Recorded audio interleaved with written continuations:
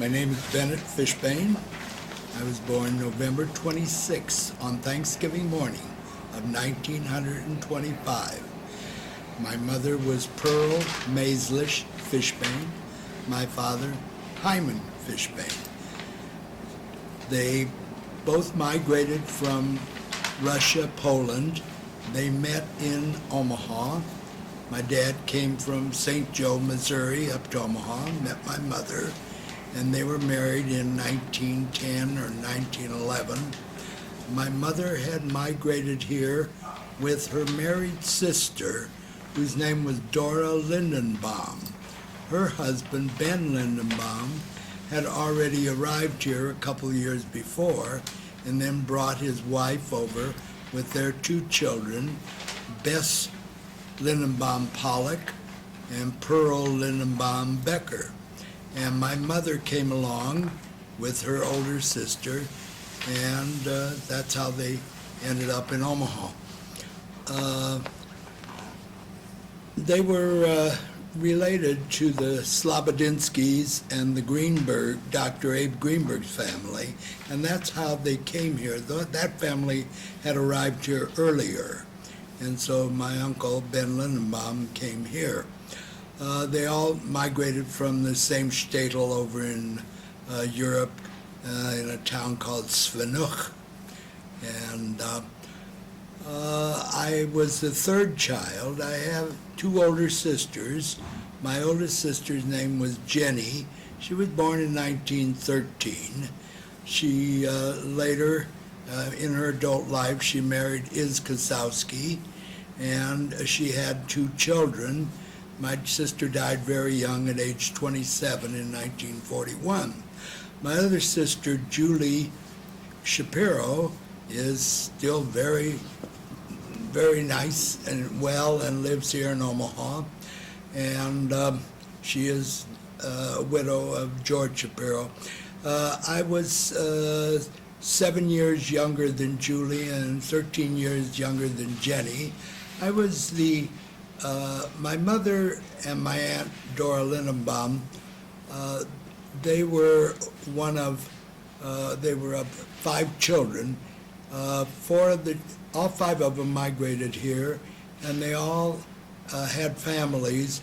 My grandparents, Herschel and Merle Maislish, had 11 granddaughters, and then I was born on Thanksgiving morning, November of 1925. Well, I think everybody was pretty elated that we finally got a boy. I grew up, I was born in Omaha, and we lived at 1533 Grant Street. My turn. Okay, I'm Zena Fishbain. I'm so glad to be doing this for you kids. I'm grateful for this opportunity. I was born the 22nd day of February 1928. My father was Sam Gorelick. My mother was Becky Katzman. It's a beautiful story about them. They met and married when my mother was very young, probably 17 years old, and it was truly a love affair. They just loved each other from the beginning. We were very close to my mother's parents. They were Louis and Esther Katzman, and we all were involved in the South Omaha Shul on 25th and J. And we were a community, if you will, an American shtetl. Everybody in South Omaha was involved in that shul. When the high holidays came, it was like a parade of people who walked to shul and walked back. And we lived not terribly close to my grandparents, but we were there all the time. My grandparents had my mother, an older sister, Pearl, who was married to Isidore Perlman, my uncle Sam Katzman, my Aunt Eva Katzman, and my Aunt Margaret Katzman. Margaret was called Mousie. And my mother had 3 girls, and my Aunt Eva had 1 son, so my grandparents had only the 4 grandchildren. Forgot where I was. Tell me who some of your neighbors were. Some of my Bubby's neighbors, because that's where we were. It was the Lazar family. She was a widow. Katie, I think, was her name. Ben Lazar, Joe Lazar. Can't remember now, of course, my Aunt Rose. My Aunt Rose Lazar, who married my Uncle Sam Katzman, which was my Bubby and Mrs. Lazar were ecstatic about that. Canners. The Canners were there. The Kaplans were there. Potash. Potashes did not live right there. Ruby and Abe Kozlowski lived there. They never had any children. That's Ben Caslow's brother. The Sells were around there. Nate Perlman came to that shul. Nate and Ida Perlman. They it was, and Irv Epstein was there, and the Singer family. My sister Reva married Lou Singer, catty corner from them, from where we lived. It was just really. I remember Davy Epstein was up the street from us. My father had a grocery store. As I remember, the first one I remember was on 24th and M, wasn't it? M, and right across from the post office. I don't remember that one. My father had two brothers. Ben Gorelick, who lived in North Omaha, was married to Rose. What was her maiden name? Can't think of it for that. Anyway, they lived in North Omaha, and then my father's brother Phil was married to Ada Miller. She was a Chicago woman, and my Uncle Phil. They had two sons. My Uncle Phil died when he was 34 of leukemia. And their two boys, Howard and Harold, remained very close to us over the years. And they, after my Uncle Phil died, my Aunt Ada moved back to Chicago with the boys where they lived. My father's sister was married to Israel Katzman, Benny, Fanny, Eva, Macy, and Chiri, 5 children that they had. And they lived right. You could walk out of the back door of the show, would have been 26th Street and J.K., whatever that street was. We had wonderful memories in High Holidays. We would walk out of the side door of the South Omaha show and cross the street and go down the alley to my Aunt Freda's house, and the back door was always open, and came Yom Kippur, we ate ourselves to pieces. She had on the table everything that Kinderlach would want. Truly, she was a beautiful, wonderful woman. Good, happy memories growing up.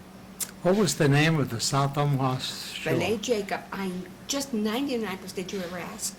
I'm 99% sure it was called Bennett Jacob. Do you remember the inside of the I synagogue? remember it vividly. The women sat on one side in one section. Then there were 2 more sections for the men. The services there were what my Zadie Katzman sat in the very front row. My Zadie Katzman was a Kohen, and nobody messed with him. He wore a very fancy hat. Mr. Sells was the Chazan, and Mr. Canner was the rabbi, whose biggest job was clapping on the table so the women should not talk. Bill Cohn's grandmother, Mrs. Wiener, was the cook, and Ida Sachs's mother, and we used to have dinners in the basement of that shul. I want to tell you, we had programs. I remember I did a piano recital. My father was hysterical. He loved every minute of it.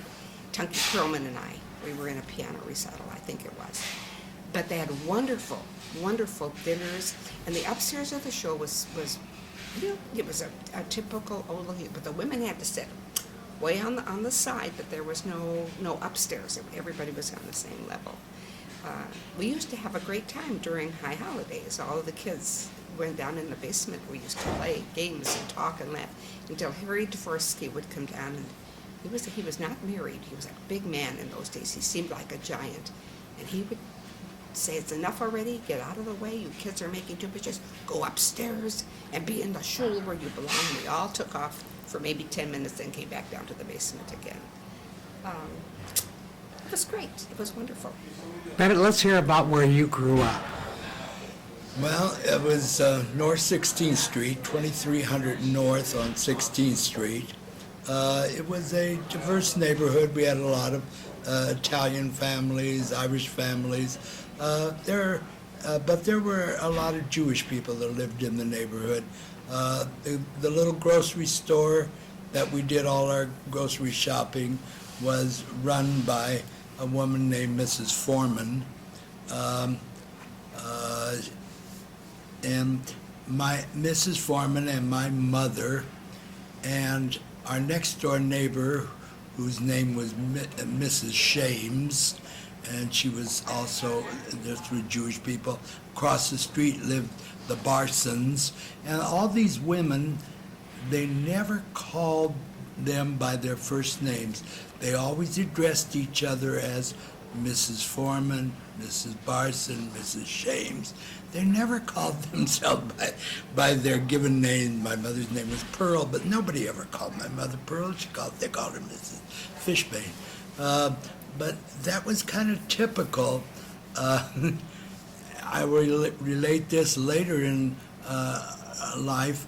I became the secretary of the South Omaha Cemetery. Do you remember who made you the secretary? Well, it was Mr. Flonchik made me the secretary, and I noticed all these men which were much older than me.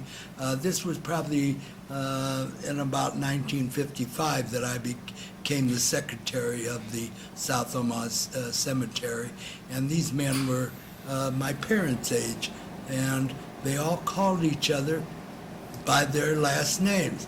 Mr. Flonchik, Mr. Epstein, nobody.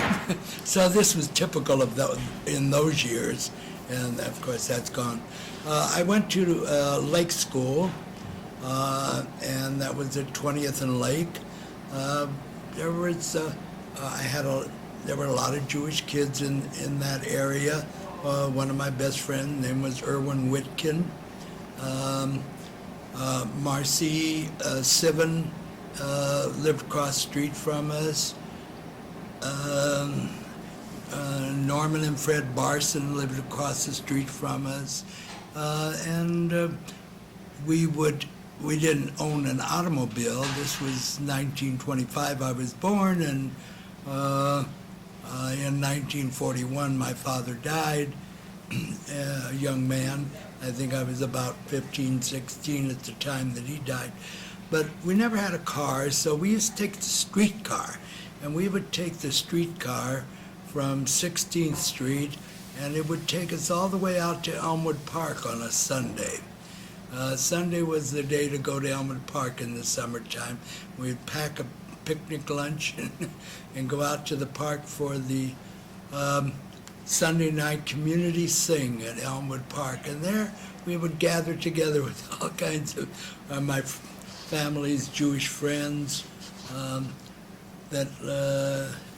and we would have a picnic there and join in the community sing. Then we'd get on the streetcar and come back home. Downtown was not that far away, and we used to walk all the time. Nobody was very affluent in those days, so you economized everywhere, and we did the walking. So my childhood was at Lake School, and then from there I went on to Central High School, where I lockered with Leonard Weiner. His father was a tailor at 24th and Farnham, and Victor Weiner, and his wife's name was Pearl, and Leonard and I were very good friends back then, and we lockered together all through high school. At Central High School, I was interested in the journalism department, so I was circulation manager of Central High Register.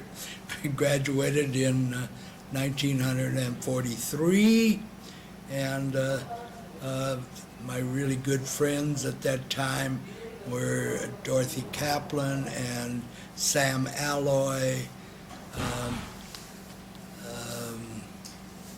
Harriet Cutler, Harriet Lorcas. Dorothy Kaplan. Yeah, it was a great high school class. Yeah, and that's when and Doris Belzer was in that class with me. So let me go on from there. Go. Okay. How about your grade school? Where did you go? I went to South Lincoln. Well, first, I went to Hawthorne, and then we moved to 25th and A Street. We had been at 22nd and N, so moving to 25th and A was like really moving uptown. My mother was so excited. Sadly, she did not live very long after we moved, but it was a lovely home, and my mother was just really loved it. And my grandparents subsequently, very shortly after we moved in, my grandfather had discovered he had diabetes and had had to have his legs amputated. So my Bubby and Zadie moved in with us, which was okay. It worked out all right. But so then when we moved to 25th and A, I went to South Lincoln School, and it was interesting because I was the only Jewish child in South Lincoln, and there was one black girl, Gladys Coleman, who lived, interestingly enough, next to my Aunt Freda, and one Italian boy whose name was Joe Sequenzia. And we three protected each other, if you will. We were very close, and we were very good friends. And I would go after school often to the store. My mother worked in the store, or I would go to my bubbies. I was the baby of the family, truly in every sense. I was the baby of the family and the sweetheart, if you will. And so that's where I went. And then all of my friends, Rosalind Flatterman, who I knew from Shul, Herbie Singer, Irv Epstein, they all went to South High School. But my sister Reba was not going to have any of that. She was determined I would be at Central, which was the worst decision anybody could have made, because here I went to Central High School knowing absolutely no one. And it was very hard. Because there are cliques when you get into high school, there are cliques. And when you come from South Ohio with nobody, it's hard to get over that. So for years I thought I really felt as though I had a terrible complex over this, not really feeling confidence in myself. And then, I don't know, I met Bennett, and I think he kind of helped me get over that a little bit. I became a rather vocal person sometimes, to my dismay, but I certainly got over it once I married him. But What were holidays like at your home? well, holidays were, Pesach. I remember before my Bubby and Sadie moved in with us, Passover was at my Bubby's house. Her house was a very small living room, a huge sunroom, and a gigantic kitchen and dining room. And everybody came to my Bubby's for Pesach. And the Seders, in those days, they used to feed us and put us to bed, because my Zadie, the Seders went on forever. And Hanukkah was kind of fun. My Zadie came up with a quarter, I remember, and one year we all got bathrobes. We were so excited. But Hanukkah's holidays were special, and Bubby used to stand at the stove and make latkes and hand them to us right out of the pan as we fried them. And to this day, they tasted the best. That's the way they were, potato latkes, right out of the frying pan. And to this day, I make latkes. My grandchildren in Vegas especially, and I have twins who are now 15. But for years, that's the way they like the latkes. I tell them that's the way I liked them, and that's the way they get it. As soon as they come out of the pan, they pop them from one hand to the other until they're cool, and I'm glad I keep that tradition of my bubbies going. It's kind of nice. But they were happy and they were good. We had sad times. My mother died. In 1941. She was 41 years old. It devastated all of us. I was only 13. And my sister Reba was married and had her little girl, Edie, had been born the April before, my niece Edie. And my grandfather was so ill. It was hard to smile. Once my mother passed away, the whole atmosphere kind of changed. She really was, my father was so lost without her. So when you say how were holidays, I have to tell you, I don't remember them. Once she passed away, I don't remember them as being, other than they were the holidays, but I don't remember anything special about them after that. How about in your family, Bennett? Well, my mother had two sisters, and we all lived within walking distance. One sister was Dora Lindenbaum, the other was Goldie Steinberg, and Goldie had two daughters, Lillian and Blanche, who's Blanche Wise, and My Aunt Dora and Uncle Ben Lindenbaum had 4 daughters, and they had the bigger house at 18th and Lake.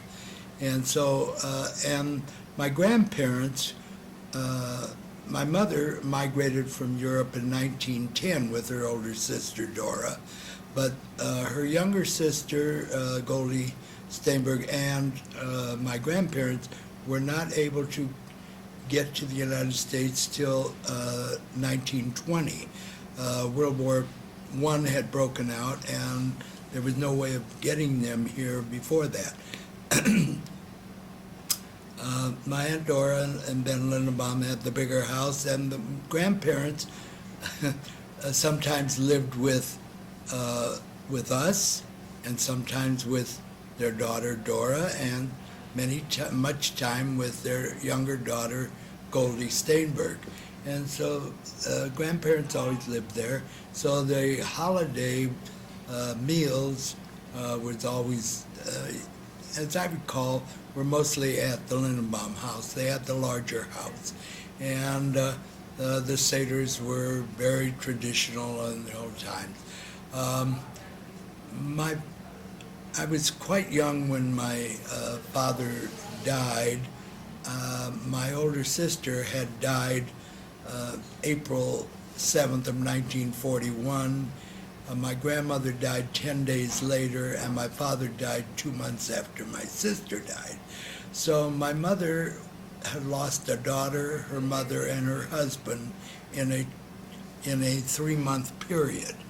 And my oldest sister had left behind her husband and 2 very small children, Harold and Annette Kosowski, and they lived with us. So times were really rough financially, and then to lose all these members of the family. And so it was a tough time. I was quite young, 14, 15 years old. I had gotten my first job that summer. My sister died in April, my father died in June, and school had let out. I had just finished my second year at Central High School, and school had just let out, and I got a job at 24th and Wirt Street at the Reed's Ice Cream Drive-In. I was a car hop, and one of my best friends, Charles Gorelick, who happened to be a first cousin of Zena's, but Charles and I were great friends. We lived in the same neighborhood, and I met Charles long before. I never knew he was going to be my cousin, but in my second year of high school, in June of '41, Charles and I took this job as car hops at the Reed's Ice Cream Drive-In at 24th and Wirt, and our third friend, Maynard Salin, came along, and the 3 of us had this job. We would go to work at 5 or 6 o'clock in the evening there, and we were car hops, and it paid 15 cents an hour. We worked from until about 11, 12 o'clock at night, and after we cleaned up, then the 3 of us would walk home from 24th and Wirt. We'd walk to 24th and Lake. Charles and I, who lived on 16th Street, would then bid Maynard goodbye because he lived over on Dodge Street. He had a bicycle, and he would ride down 24th Street all the way to Dodge Street, and Charles and I would walk home, and those were great days. Nobody worried about being accosted by anybody, and we worked there the whole summer at 15 cents an hour. How about your tips? Were you getting some tips then? We used to get tips like a nickel tip, and then at the end of the evening we could get an ice cream of some time, a soda or malt or something like that. It was only ice cream they served there. There was no other food. It was always that. And then we would get to know our customers, and sometimes they would call for us to come out and take care of them. if we stayed the whole summer until Labor Day, we were given a bonus of 7 cents an hour for every hour we had put in there. So we did stay on in order to get that bonus, but I had just lost my sister and my father and my grandmother. We were really desperately poor, and my 15 cents an hour was kind of supporting the family, was helping to pay the mortgage. This is crazy times. At the end of that summer, I was going into my junior year in high school, and it was really necessary for me to get a job. So I got a job with at a restaurant, 18th and Farnham, was called. I worked for a family named Hosman, and they owned the merry-go-round drive-in at 30th and Farnham, and then they owned the cafeteria at Penny's department store down in the basement, and they had the Wellington Cafe on Farnham Street. I was a busboy, a dishwasher, and eventually, and then when I turned 16, they taught me how to drive, and I had access to their little car that I would deliver food from all over their 3 restaurants. I loved the merry-go-round drive-in at 30th and Farnham. It was a round building, sat on the corner, and they called it the merry-go-round drive-in. And I worked there quite a bit. They also owned the restaurant in the Exchange Building in South Omaha. So I worked there for well over 2 years. I started out at 25 cents an hour, and I probably advanced to like 50 cents an hour before when I graduated high school. But I worked there for the 2 years, my last 2 years of high school. And I became a very intricate part of that operation. And when I graduated Central in 1943, Mr. Hosman wanted me to come on and continue to work there. But I really wanted to get into the Navy. I loved the way the Navy uniform looked. But I wasn't 18 yet, and my mother would not sign for me to join the Navy. So when I graduated high school, I took a job at the Martin Bomber Plant. And I worked the midnight till 8 a.m. shift. I worked there probably for close to 1 year until I turned 18, and then I joined the Navy. How much were you earning at that bomber plant job? You know, that I don't remember, but I wasn't old enough to work on the assembly lines. There was some kind of ruling. So again, there I was working in the bomber plant cafeteria.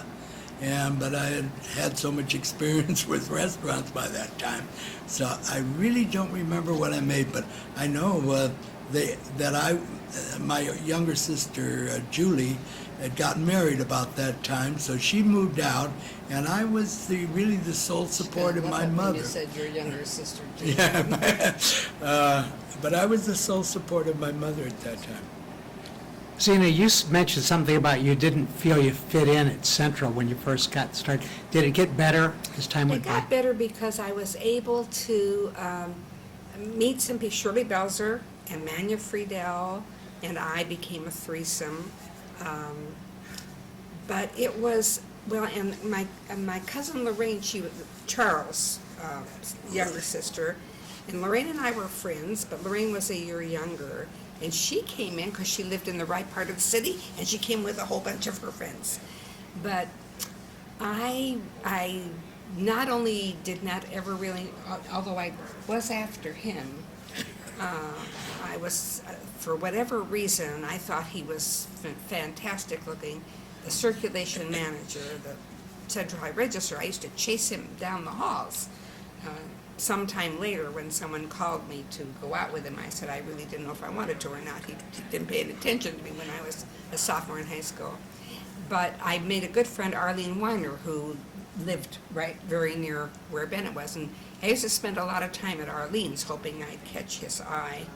Took a long time for him to pay attention to me, I don't know.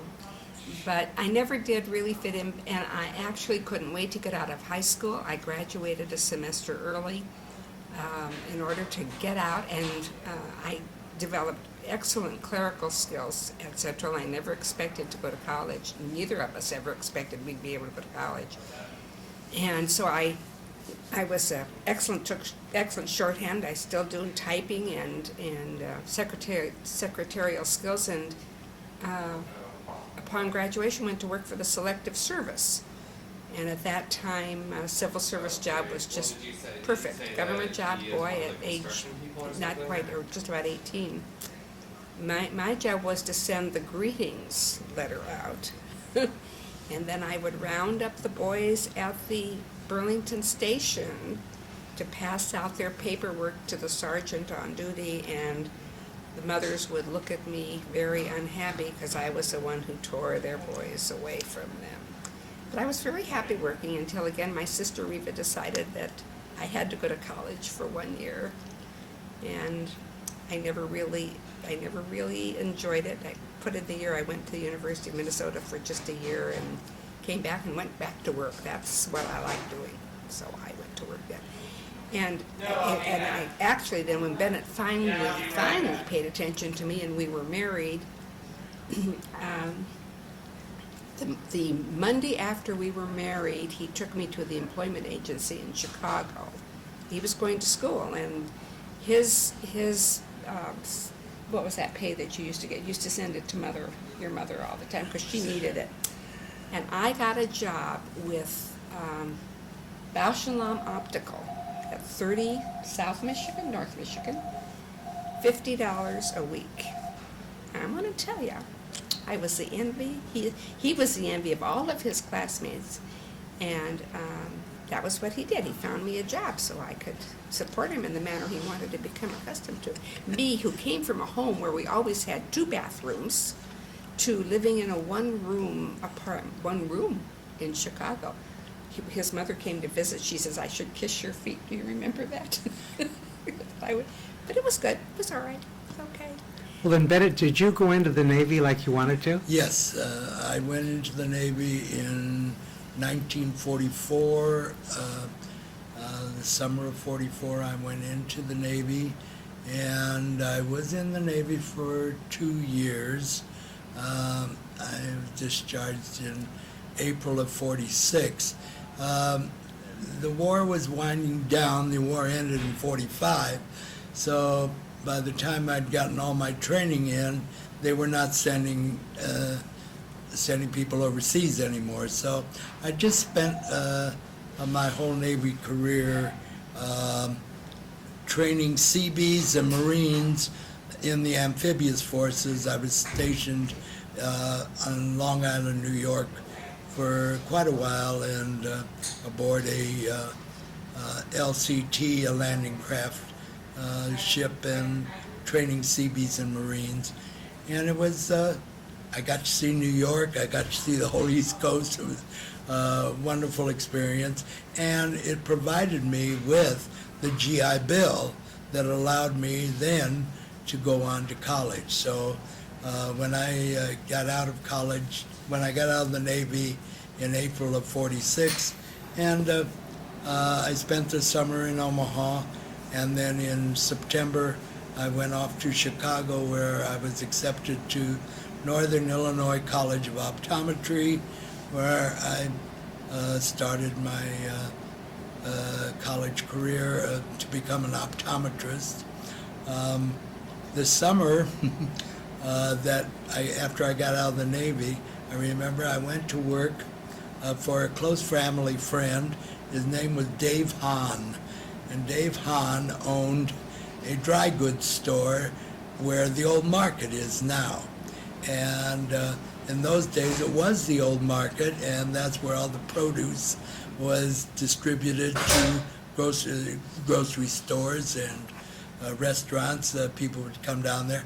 And Dave had this dry goods store, and some of the items he sold were rubber bands and paper bags, and merchants would come there to buy their supplies, and I remember working for him that summer. I also worked at the Omaha Potato Market on Saturdays. I worked at the Omaha Potato Market. I think you'd work the whole day, and I don't know, you'd get paid $2 or $3 for working the whole day there. And at that time, my brother-in-law, George Shapiro, was running the liquor department, but he wasn't my brother-in-law yet. In later years, he did become, but we became friendly at that time. That was at 16th and Burt, and we still lived on 16th and Grant, so I'd walk to work there. And that what I did that summer before I went off to Chicago, and I started school there in 1946, and I was there for a year and a half before Zena and I got married. We were beginning to, we met just before I left to go to Chicago. Zena's good friend, Shirley Kaplan, was dating my sister Julie's first husband, Bud Klein. I had a younger brother named Delmer, and Delmer Klein and I became good friends, and Shirley Kaplan and Zena were good friends, and Shirley and Delmer introduced me to Zena, and I had been such a close friend of her cousin Charles Gorelick all those years, and Zena's older middle sister Shirley Gorelick graduated high school with me, and I knew her real well. Zena was 2 years behind me in high school. I knew of her, but then we started to date, and I went off to college, and a year and a half later, in December of 1947, Zena and I got married at the Blackstone Hotel in the House and Gardens room. I want to hear Dina's version of all this, but I want to hear a little bit about your bar mitzvah. Oh, my bar mitzvah.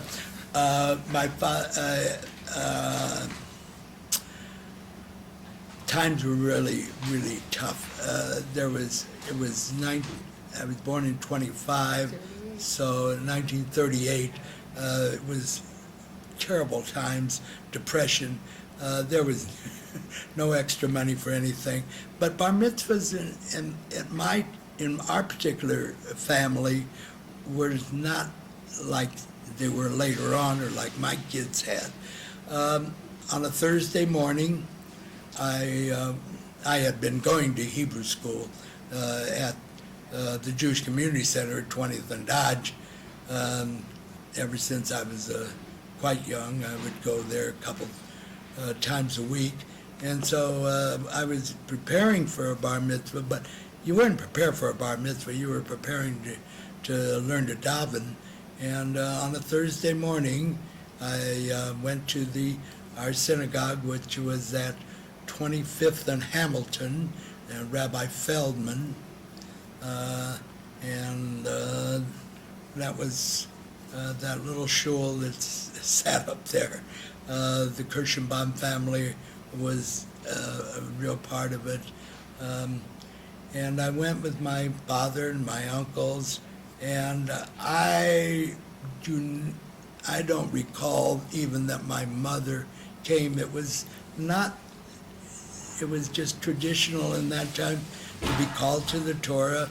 It was on a weekday. There was no Haftorah, and so my bar mitzvah they brought a bottle of whiskey, they brought some herring and some kichel, and that was the bar mitzvah. And then I was on a Thursday morning, and I had to have been in November, and then I went off to school that day, and that was my bar mitzvah. Far cry from what my son's bar mitzvah was many years later, but that was kind of typical in those days.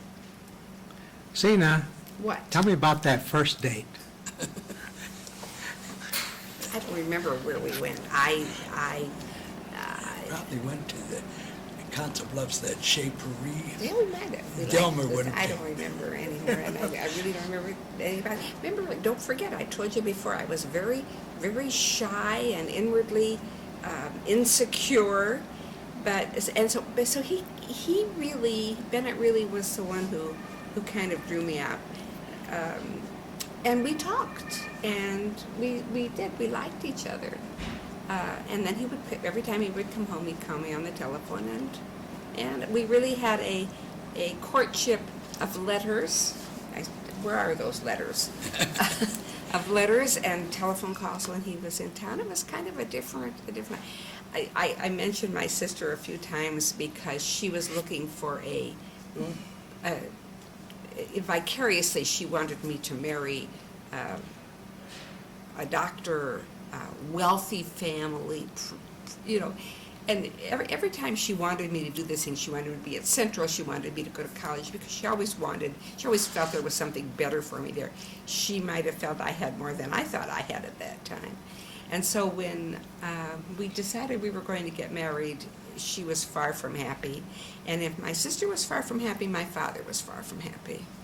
So, but we were determined that we were going to be married at the Blackstone Hotel, and it was a very, very small wedding. It was immediate family only.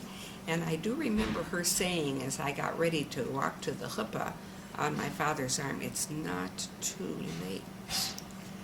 But I have to tell you, it wasn't too many years after we were married that she found that I had married a man who truly loved me, would take care of me. And my father, before he passed away, said he was never worried about me as long as I had Bennett. He would always take care of me. Now, 59 years later, he was absolutely right. But it was a difficult time. It was not... his family too were not happy about it. They were sure, here they finally had a boy who was going to be going to college, and here they knew I would get pregnant immediately, he'd have to quit school, all their hopes and dreams for him would go down the drain. We fooled all of them. We fooled the whole bunch of them. Who was the rabbi? Rabbi Moshowitz and Rabbi Feldman married us. And my niece Edie was my only attendant. She was 6 years old then. And we are very, very close. I was 13 when she was born, and we have always been very close, she and I. And Who was your attendant, Bennett? Buddy. My brother-in-law, Buddy Klein, Julie's first husband, yeah. He died very young. We weren't married very long before he died. Yeah. We moved to North Platte, Nebraska, where American Optical Company thought you could become a multimillionaire in no time. And I went to work. Were you still in school when you were married? Yes, yes, You yes. was. Tell me about that Yeah. period of your life. Yeah. We got married in December of 1947, and I didn't graduate till June of 49. So we were a year and a half in Chicago married. It was after World War II, and housing was just impossible. You just couldn't find apartments. But We had all of these returning vets coming, and we had the University of Chicago, the osteopathic School of Osteopathy was there, and there was chiropractic. There were 4 colleges all there, and all of these returning vets going to school. So so there was just, I shared a room with another student, and we rented a room in an apartment. But then when Zena and I got married, I went looking for a place to live, and I did finally find a 1 room. It was just 1 room. It was a 6-room apartment, and what they had done, they separated it into 6 apartments. They put walls up, and Zena and I had what was formerly the dining room. That became our apartment. We shared the bath down the hall with other apartments. No, we were lucky. We only had to share it with one. Okay. The rest of them were four apartments had to share Share a bath. the other bath. I came from a house with 2 bathrooms. Remember this? And there was a broom closet down the hall, and they put 2 burners in there and told us that was our kitchen. Had no sink, but so we washed our dishes and pots and pans in the bathroom in the bathtub, and we cooked on those 2 burners in the hall closet. And we moved in there in December. There was no refrigerator, but we had the windowsill. And so the windowsill became our refrigerator. But then when spring came, we were desperate. We needed some kind of refrigeration. So we went out and we found a used refrigerator. And I had some buddies at school that had a truck. And we hauled that refrigerator up 3 flights of stairs and put it in our apartment. And we turned it on, and it worked, but it made so much noise that we couldn't sleep. So every night we would have to defrost the refrigerator. We would disconnect it. We slept on a day bed, and every week when the Chicago Tribune would come out on a Saturday, we would go through apartments for rent. For a year and a half, we searched and The one big advantage to this one room was that the apartment was clean. There were no bugs. Because It was a nice neighborhood in Hyde Park. that was a big Chicago. thing. Some of them were so filthy, you were willing to go back. This broom closet, when Bennett was in school and he would come home to study, he had to have complete quiet. So I would take this broom closet and put a chair in straight back from the hall. And then I had room to go in and sit down in this closet With your radio. with my radio. And I would knit, and so that he could study.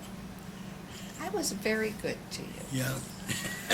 And we tried to find a bigger place to live, and we couldn't It ever. was really interesting, though. It was great fun. We bought a roaster. Electric roaster. I didn't know how to cook anything when we were married. So we bought this electric roaster. I used to cook in it. And our apartment, typically, because we can come back to today, it's the same thing. Our apartment became the place where everybody came. We had the parties. I cooked the meals, and everybody came, and all the bunches of kids. My father used to send regularly a box full of groceries. Somebody else's mother would send some cheese, eggs. I remember one time when your monthly check didn't come and nobody had any money, and we all pooled. There must have been about 8, 6, 7 couples. We all pooled together. I really believe, here we are going on 59 years. It was a tough time, but we were so happy. We were really had such a good time, and I think it made for us to having a good marriage all this time. It was okay. It doesn't hurt to start. When he graduated, I had such a good job with Dr. Jack Copeland, who invented the retinoscope. He offered Bennett any practice in the city of Chicago if we would stay, and he would continue to work for me. I really was a very good secretary. And I wouldn't stay in Chicago one more minute. I just did not like it. It was cold, and it was windy, and it was terrible, and so foolish, weren't we? We were very foolish. We turned down that offer. Where was your first move then out of school? Well, To we North came back to Omaha, where I had to wait to take the state board to practice optometry, and that was a couple of months. And so I know I worked at Zena's father's grocery store. Zena's brother-in-law, Lou Singer, was a partner with Zena's father in the grocery. They had several stores. And I worked there for a couple of months, and then after I took my state board and passed that, we were We American were Optical. advised by American Optical Company at that time that if we should go to North Platte, Nebraska, and open up a practice there. They were really desperately in need of optometrists there, and they would, American Optical Company would furnish me with all the necessary equipment, and I would use their lab, and then I could pay them off. And so they made a nice offer, and we went out to North Platte, and I opened my first practice there. It was, well, you can go on and tell them about our life in North Platte. Again, that we made a good life there. We made a happy time there. I got a right away. You know, I got a job working for a automobile insurance adjuster by the name of Ed Lupomic. Came from Brown Park, South Omaha. As soon as I said South Omaha, I had the job.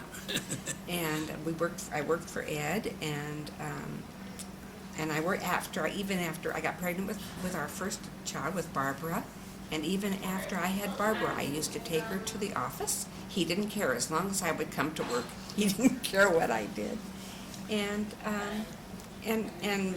Bennett tried to get this practice going. Probably the most wonderful thing that could happen to anybody happened to us in North Platte. Ruth Simon Katsky lived in North Platte, Nebraska. She was from Omaha. She was from Omaha, and she was very good friends with a family by the name of Grace and Joe Hirschfeld, and who would be our parents' age. Ruth introduced us to Grace and Joe. They had just lost a daughter to cancer, their oldest child, and Grace Hirschfeld and I became unbelievably close. It was, people would ask if we were related, and Grace would say, by God.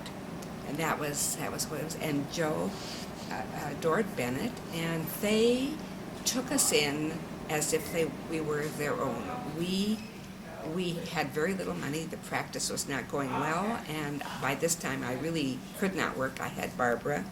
And they would say things like, can you come stay at our house for a couple days and mind the dogs so that we could go out of town? Or Joe would say to Bennett, do me a favor and take my car and drive me to work.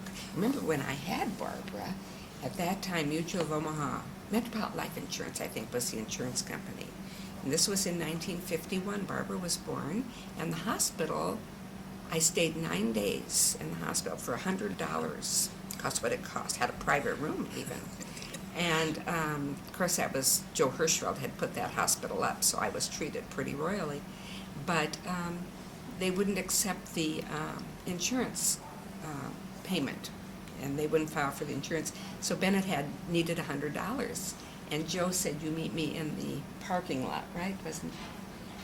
And I'll give you the $100. Nobody should see that you had to borrow the $100. That's the kind of people that they were. They owned men's clothing stores in North Platte and Kearney. They were very successful entrepreneurs back then, and they would close their store on Rosh Hashanah and Yom Kippur, and there was no synagogue, there was no Jew. You know, We just went to their house. We would go to their house, and he would conduct a service for us. And we were there for 4 years. 4 years. We stayed in North Barbara. Platte, and they had two other sons who did Had not three sons. end up. They had 3 sons. 2 sons did not marry Jewish girls, and it was very difficult for the parents to accept that, but of course they did. And they finally said to us, leave North Platte before you become successful, because once you do, you can't live a real Jewish life in a town like this. So that in 1953 we left North Platte and came back to Omaha. But you know, it's interesting because Barbara had 2.5 years with our oldest, and they absolutely adored her, and she adored them. And then we had Kenny, and we would come back and to visit. Kenny was 4 years younger than Barbie. Kenny it was just like he had always known them, and even Susie. We always remained. They were a very, very special. And to part this of our day, lives. their only surviving daughter is very good. We've remained very close with this family. I said to somebody one time, Grace Hirschfeld taught me how to grow up. And I think perhaps Grace was the one who might have even given me that little bit of stiffness in my back. I was the president of the Junior Chamber of Commerce in North Platte. Look, I blossomed. And Bennett was the vice president of the Chamber of Commerce. And once again, our apartment became the place. All of our friends belonged to the Presbyterian Church Mariners Club, and after their meetings, they always ended up at our place. Once again, ours was the house where the parties were. But they were truly wonderful people, and perhaps Bennett and I, through the years, have always opened our home happily, and I really feel part of it was because we knew what it felt like to be taken in like that, don't you think? Yeah. And it's good. We like that. I love it. We had in our house in Omaha was 4 blocks from Beth Israel, and Rabbi Nadoff was the mohel. And whenever there had to be a Shabbos bris, it was at our house. And so, because he could walk there. And I remember the kids used to just love it. All 3 kids loved it.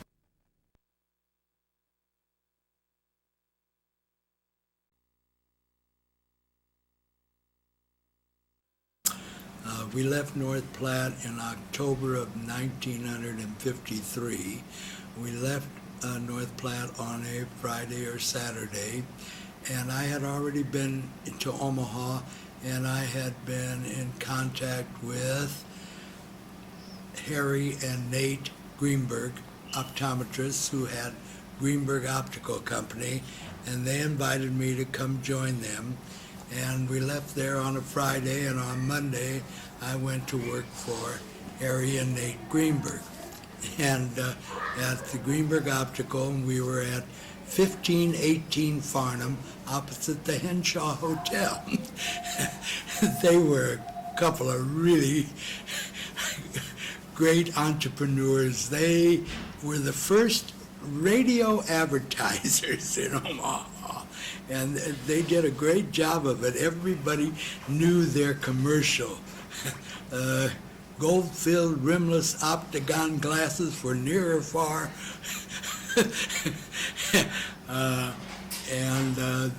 The address was 1518 Farnham, opposite the Henshaw Hotel. I went to work for them. They had had a number of young optometrists who had tried to work for them before, and never seemed to click. I came to work for him, and it became a love affair immediately. Both of Nate's wife and Harry's wife just kind of adopted Zena and I, and they were most generous with us. And I worked there. You started at how much? They told me they were going to pay me $100 a week. And that was, in those days, if you ever earned $10,000 a year, you were doing really good. And here I was going, and after the end of the first week, they gave me $150. They said, and we just clicked. And I stayed on with them, and then we moved. They had a brother, a younger brother, his name was Maynard Greenberg. He was an ophthalmologist. And Maynard Greenberg had offices in the Medical Arts Building with Dr. Cully. They shared an office together. And you worked for Dr. Cully at one time too, didn't you? You were his office manager. When Dr. Cully passed away, Maynard Greenberg left the Medical Arts Building, and they purchased Maynard Greenberg and his 2 brothers, Harry and Nate, the optometrists. The 3 of them purchased this building at 1419 Dodge Street, across street from Union Pacific headquarters. It formerly was the Bell Hotel. It was a notorious house of Really? it was, when the World War II was over, and they decided to clean up the city, they cleaned up the Bell Hotel, and it went up for sale, and they bought the building, renovated the whole thing, put in an elevator, and Dr. Maynard Greenberg took the second floor, and Harry and Nate and we took the main floor. We had our own lab in the back where we did all our lens grinding, and there was a Jewish boy named Jake Selner that worked for us back in the lab. Jake was a real nice guy. And then I was with them all those years, and then Harry passed away, and several years later, a few years later, Nate Greenberg passed away. They were interesting guys.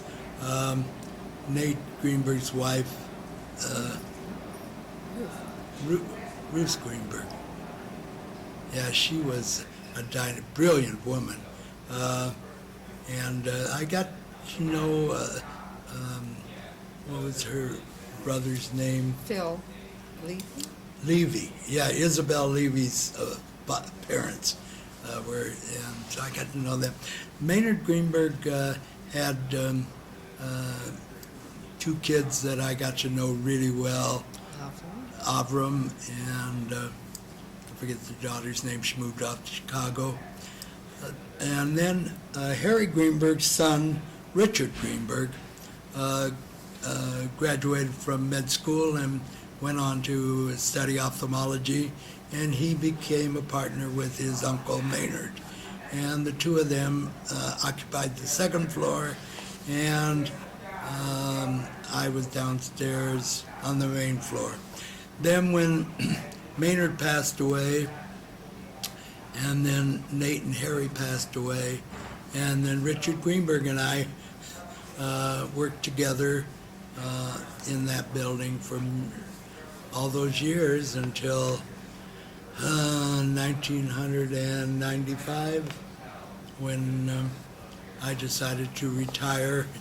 And Well, the families, Nate and Harry, they decided to sell the practice. That's what started out. And they was with Barbara's bat mitzvah time, which would have been in '64. They sold the practice to the Ostertag Optical Company, remember, Out of in St. St. Louis. Louis. And you worked with them for a long time, very, Yeah. very comfortably, and then they sold it to Benson Optical, and then it was time for me to retire. But yeah, it was a great time for us. We did real well. Our lifestyle became much more affluent it and became a lot easier. a lot easier. And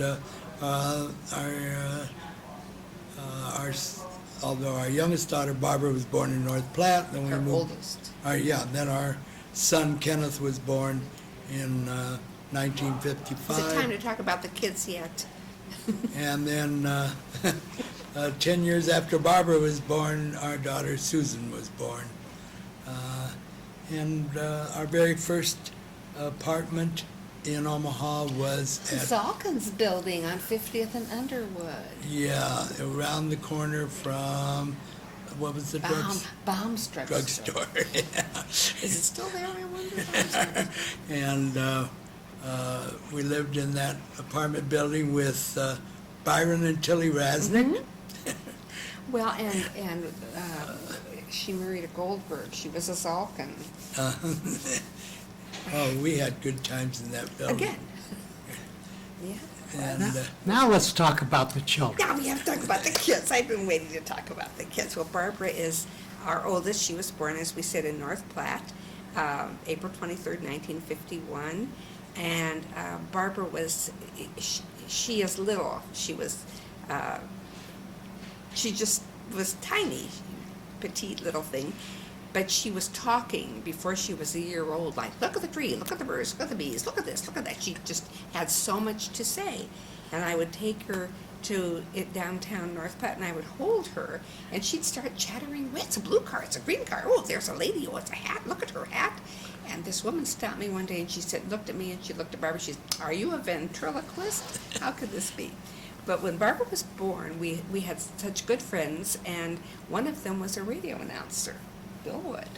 And he got into a cab to go to work early on the morning of April 23rd. He went to work very early, and the cab driver said to him, I just took this couple to St. Mary's Hospital.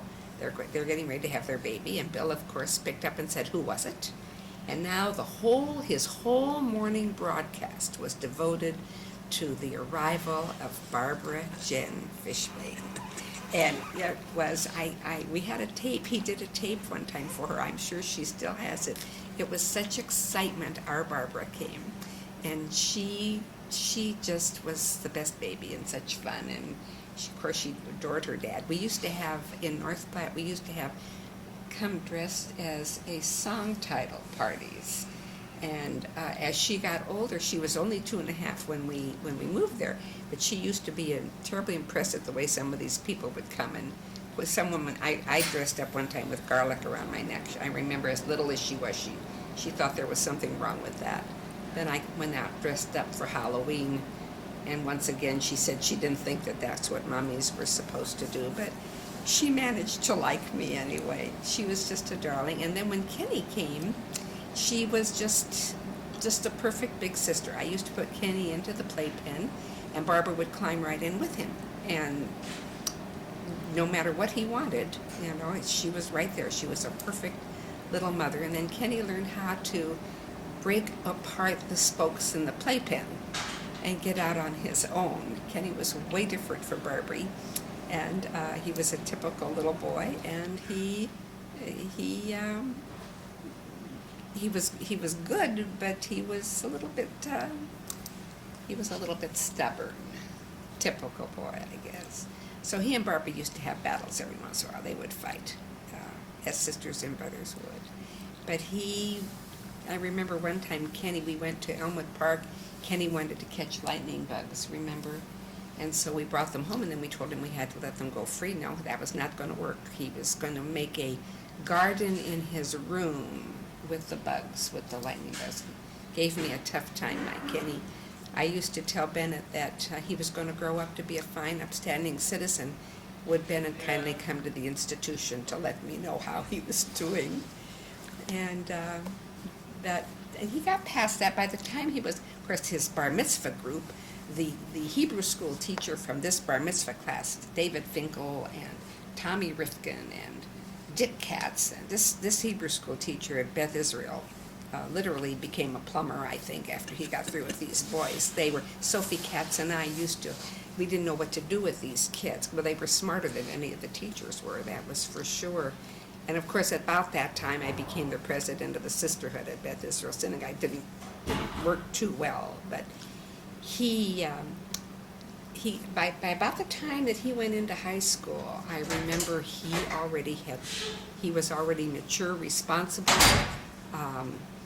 I do remember there were times, I know one time we left him babysitting with Susie, and she told him the boys were in the basement playing poker, and she told him there was a tornado coming, and he said, I have a good hand, don't bother me. And she said, but Kenny, I think we have to go, a tornado is coming. He says, not now. But he managed to take care of her nonetheless, even though the tornado came down. But very responsible, and I was truly, we had a squirrel got into the house, and I needed Kenny to come get rid of it. And he assumed those responsibilities. By the time he was bar mitzvah, he really did. Went off to high school, and I would get calls from others, and they'd said to me, did you hear about the race riot at Central? Our boys were involved. And Kenny would come home, and I'd say, who? Somebody got stabbed at Central. What's going on? He says, don't believe anything these other mothers tell you, Mother. I would tell you if anything was going on. Of course, there was plenty going on, but he believed that his mother should not be worried about those things. And he's a good boy. And now he's, well, I don't know, I can keep going on and on about the kids. Now I have my Susie, who came 10 years later, and I remember Susie cried 26 hours every day. And Kenny was in a program at school, and he said to me he really wanted me to be at the program, but if I had to bring Susie, not to come. So I found somebody to take care of Susie. But he was a very good student. All three of my kids were excellent in school. And unlike me, all three of them had good, close relationships in school and still have friends from when they were in school. To this day, they still have good friends that they see and are with. Barbie went to school in the University of Kansas, and she had already met Alan, her soon-to-be husband. Alan was in the Air Force, stationed at Offutt Air Force Base. Bennett used to bring me home holiday time. Anybody who came to synagogue who didn't have a place to go, we always had extra plates set for anybody.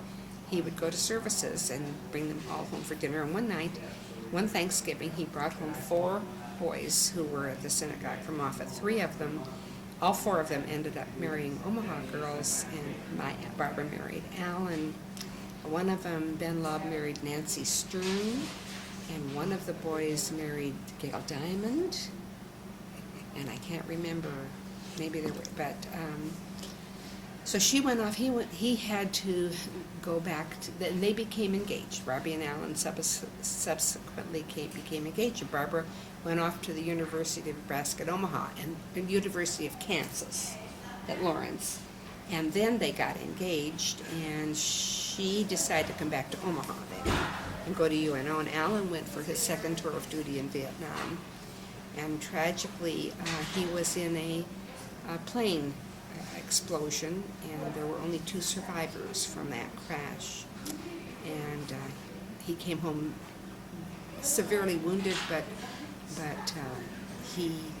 she was, I couldn't believe how completely responsible and mature she was about all of this. And they were married July the 12th, 1970, and he took her off to California. But Mr. Bittner used to say about them when they would come to school, some nice couple. Look at their skin, some nice couple. Again, assuming pinnacles of maturity that I don't think I ever could have assumed. And Kenny graduated from high school and went off to the Northwestern University, which he loved. He adored Chicago. He loved Northwestern, and completed his bachelor's degree in 3 years, and went in hospital management, economics, hospital management, and subsequently met a perfectly wonderful Chicago girl. And they were married September 2nd of 84. And Susie graduated from Westside, and my baby decided she was going to go to Los Angeles. She'd always wanted to be there, and Bennett drove her to Los Angeles. Susie was always a sewer. She worked at 16. She took a sign out of a fabric store and said, "I can do this job, hire me," and they did. And she had such a flair about clothing and design and marketing. And she went off to Northridge, California, where she began a career in buying. And somebody said to me one time, did you have trouble with your kids when they left home? I said, I never had trouble, because they all left home. They were all perfectly ready. We did a good job. They were ready to assume responsibilities for themselves, and then they produced these grandchildren. And Barbie and Alan have two children, Jennifer and Chuck. Have 2 little girls, Rachel and Kate, are 2 great-granddaughters. They live in Highland Park. Kenny and Nancy settled, and Barbara's Dan, who 2 years ago, last September, Dan married Sarah Borodine in Toronto, California. Toronto, Canada. And Dan works for Perot Industries. My Dan is a computer guru, but more than that, he's just the sweetest boy in the world. And Sarah works for the State Department. They live in Washington. And Susie and her now husband Matt. Susie has 2 daughters. They are twins, Chelsea and Ashley. And then Susie and Matt have Michael, who is 5. And so my oldest, Jennifer, who is so completely talented in everything she did. She graduated from Missouri State University, and I think she went into sociology, but she has such talent of creating. Well, now she works finding people. She's worked for many years for the Illinois Dental Association, and her job was to find dentists who would take care of indigent people. And she did that so well for many, many years. And now she works for Highland Park Recreation Department, where she finds volunteers for different jobs. And they have Rachel and Kate, as I told you. And Kenny's at Gottlieb Memorial Hospital, where he's hospital administrator. And Nancy, his wife, is the head of the honors program at DePaul University. She's going to say she's not the head of it. As far as I'm concerned, she is. And their son, Kevin, just started Northwestern University, the School of Journalism. And their daughter, Maggie, is her 2nd year of high school. And my granddaughter, Maggie, will someday be in politics. I really think she will. She is, they are both unbelievably brilliant kids, and fortunately are in the Highland Park school system, where their father is on the Board of Education. Who knew? Maggie is a wonderfully accomplished musician and plays the bassoon. And Barbara and Alan now live in Chicago to be near their daughter and granddaughters. Did I miss anybody? Because Ben said one of my kids is going to be mad if I miss somebody. Our oldest granddaughter is 35 years old, and our youngest grandchild is 5. So here are our first cousins that are 30 years apart, and now we have great-grandchildren that's older than our youngest grandchild. So we joined this new synagogue in Las Vegas, and we were introducing ourselves. And that's how I introduced myself. You know, that I have these kids, and this one's 35, and the other one is 5, and I have 2 great-grandchildren. And somebody says, is that all from one husband? So I think, yeah. We might interject our life at Beth Israel Synagogue. We joined it right after we moved back from North Platte in 1953, and we were members there. We're still members today, and we were very active members throughout the years. I sat on the board there for many years, and I first came there. Rabbi Groner was there, and I worked with him all those years. But then when Rabbi Nadoff came, there was really a love affair between Rabbi Nadoff and Zena. They really were fond of each other and worked together so much on many wonderful projects. Zena was president of the sisterhood there. And we had great memories of our those years there. I sang in the choir with such really great people all those years. That was a real joy, and we keep talking about how great those days were. We really always have been synagogue-involved people, both of us. It wasn't just one of us. And I was blessed in my office that Rabbi Kripke was a patient of mine, and Rabbi Drazen was a patient of mine, and we became real close personal friends. Rabbi Drazen and Cantor Berkovitz.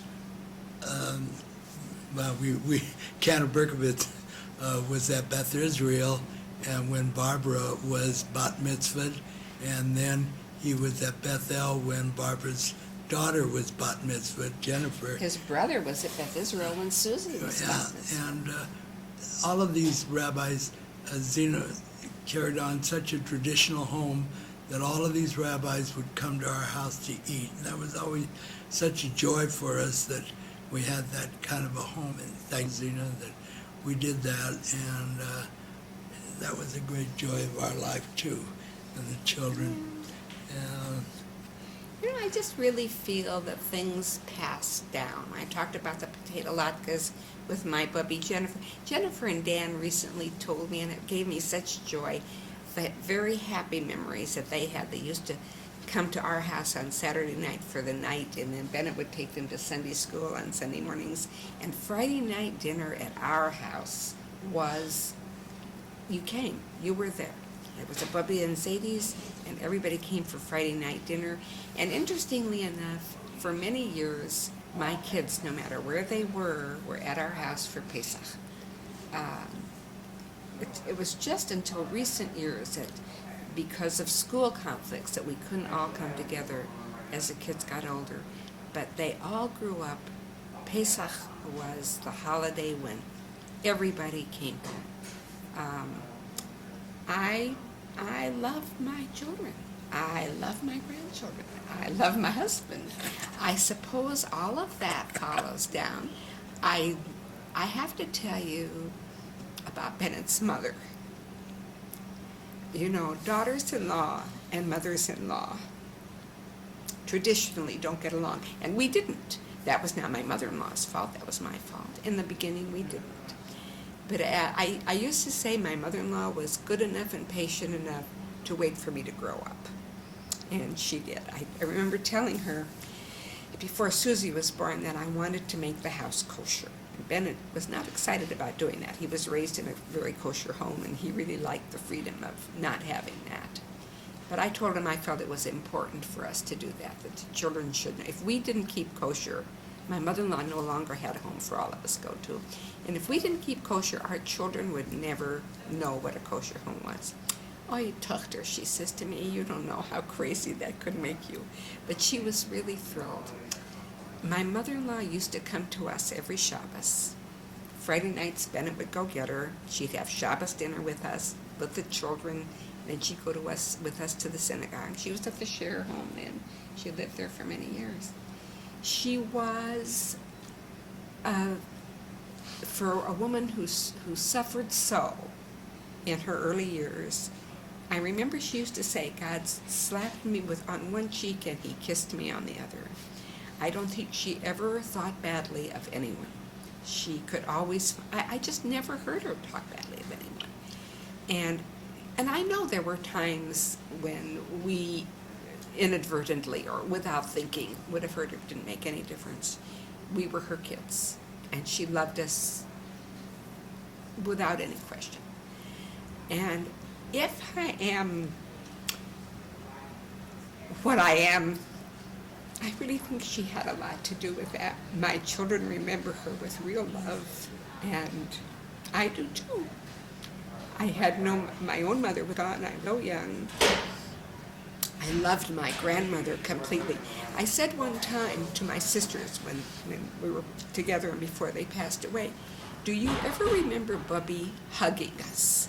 Do you ever remember her bringing her arms around you and bringing her close? And my two sisters both shook their heads.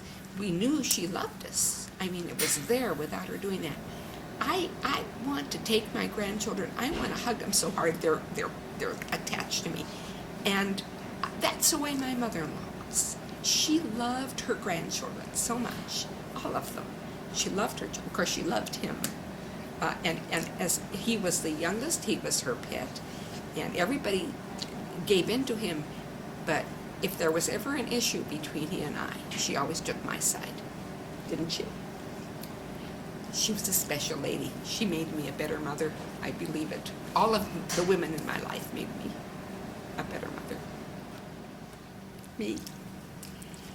Barbie and Alan and Kenny and Nancy, Susie and Matt, Jennifer and Dan and Sarah and Chuck and Rachel and Kate, Maggie and Kevin, Ashley, Chelsea, Michael, I love you with all my heart and soul, and no matter where I am or what it is, I always will be with you, and I love you.